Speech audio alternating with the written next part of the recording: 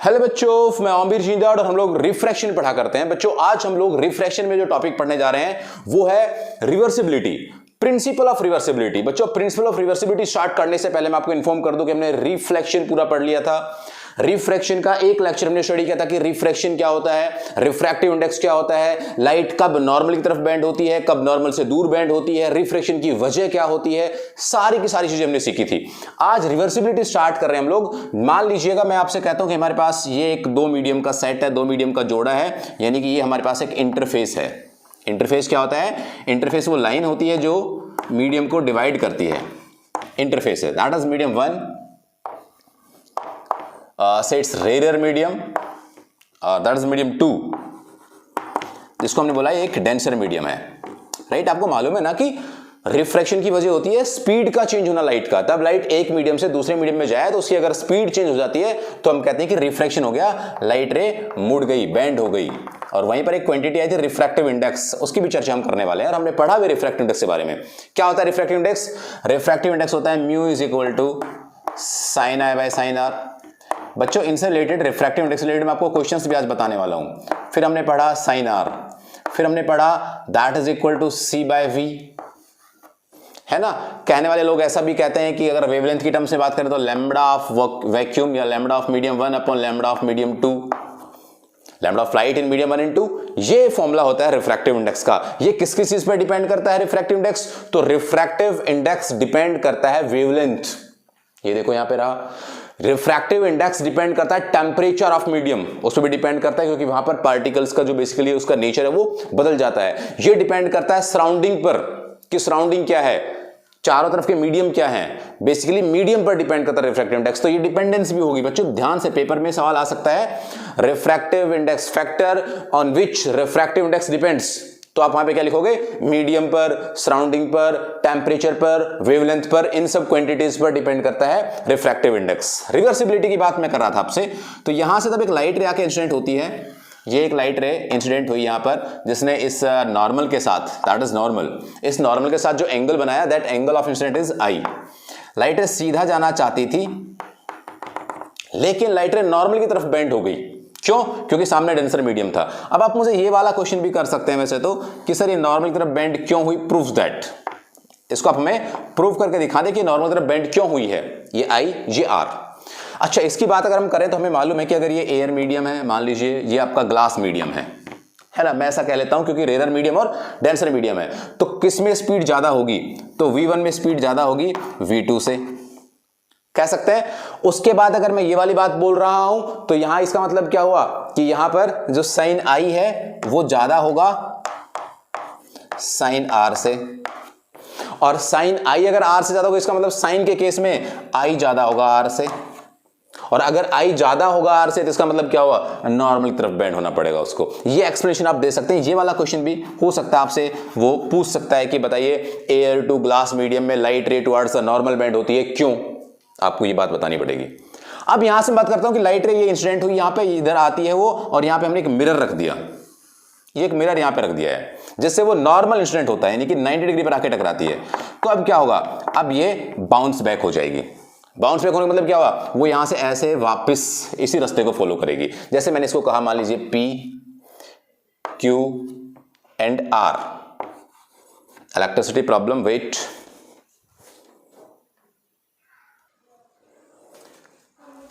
PQR, इसको मान लिया मैंने ये N दिया हुआ है और यहां पे ये N डैश है, राइट। तो अभी हम देखते हैं, ध्यान सुनना कि यहां पर रिफ्रैक्टिव इंडेक्स का फॉर्मूला क्या होगा। Refractive index mu is equal to what? That is sine of I upon sine of are. तब लाइट रे किस मीडियम से किस मीडियम में जा रही है? मीडियम 1 से मीडियम 2 में जा रही है। तो यानी कि refractive index of medium 2 with respect to medium 1, ऐसा लिखता हूं मैं इसको। That is equal to what? That is equal to sine of I upon sine of are. तब refractive index of medium 2 with respect to 1 ये होता है। Light रे तब 1 मीडियम से सेकंड मीडियम में जाती है, तो कहने को इसको हम ऐसा भी लिख सकते हैं, that is sine of angle of P Q N divided by sine of angle what? N dash Q R. Angle N dash Q R, ये भी μ21 ही हुआ, राइट। अब तब ये यहां पे आके टकराती है, नॉर्मल इंसिडेंट होता है, तो आपको मालूम है कि मिरर पे तब लाइट रे एग्जैक्ट नॉर्मल आके इंसिडेंट होती है, वो वापस रिफ्लेक्ट बैक हो जाती है, तो यहां से रिफ्लेक्ट बैक होगी और ये अपने पाथ को क्या करेगी, रिट्रेस करेगी, बिल्कुल उसी रास्ते से वापस जाएगी। अब देखिएगा सेकंड केस में अगर मैं बात करूं तो रिफ्रैक्शन कैसे हुआ, तो रिफ्रैक्शन के लिए लाइट रे मीडियम 2 से कहां पे गई है, मीडियम 1 में। अगर लाइट रे मीडियम 2 से मीडियम 1 में गई है तो किस मीडियम ने लाइट को बेंड किया, यानी कि रिफ्रैक्टिव इंडेक्स किसका, मीडियम 1 का, with respect to what, medium 2, that is equal to sine of angle R, क्योंकि अब इंसिडेंट यहां से लाइट रे जा रही है तो ये इसका इंसिडेंट एंगल हुआ, sine of R divided by sine of I. हम ऐसा बोल सकते हैं, अगर मैं इसको कहता हूं कि इक्वेशन फर्स्ट है, ये वाली इक्वेशन सेकंड है, तो क्या होगा, देखो सिंपली 1 और 2 को मल्टीप्लाई करने पर, अगर मैं 1 और 2 को मल्टीप्लाई कर देता हूं तो क्या होगा, देखो यहां से आया sine of I upon sine of R into sine of R upon sine of I, that is equal to what, 1 μ2 into 2 μ1, यहां से कैंसिल हो गया, क्या बचा अपने पास 1, that means 1 is equal to 1 μ2 into 1 2 μ, 2 1 μ, ये वाला रिलेशन यहां से आया। इस रिलेशन को अगर मैं और मॉडिफाई करूं, आपको शायद नीचे का पार्ट दिखाई दे रहा होगा, हाँ क्लियर है, तो इसको मैं अगर मैं और मॉडिफाई करूं तो क्या लिख सकता हूं मैं इसको अगर मैं इसके नीचे ले जाऊं तो क्या हो जाएगा, देखो 1 of refractive index of 2 that is equal to, नीचे जाएगा तो क्या 1 upon refractive index of 1 2, repeat it, दोबारा बोलता हूं मैं इसको, refractive index of glass with respect to water is equal to, according to reversibility, refractive index of water with respect to glass, यानी कि रिवर्स करने पर यहां पर जिसका रिस्पेक्ट में रिफ्रैक्टिव इंडेक्स था वो क्या हो जाता है, चेंज हो जाता है, that is the principle of reversibility.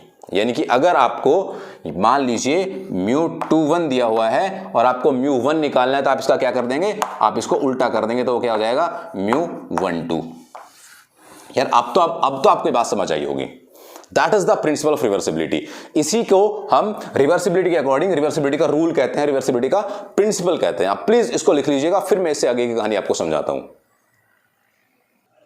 हाँ, तो इस रिवर्सिबिलिटी के साथ साथ कुछ छोटे छोटे क्वेश्चंस की हम लोग और बात कर लेते हैं। रिफ्रैक्शन के क्वेश्चंस की मैं आपसे बात करूं तो मैं आपसे एक सवाल पूछता हूं। मान लीजिए इंसिडेंट एंगल जो आई है दैट फिक्स्ड, उस एंगल को हमने फिक्स रखा, उस एंगल को हमने सेम रखा।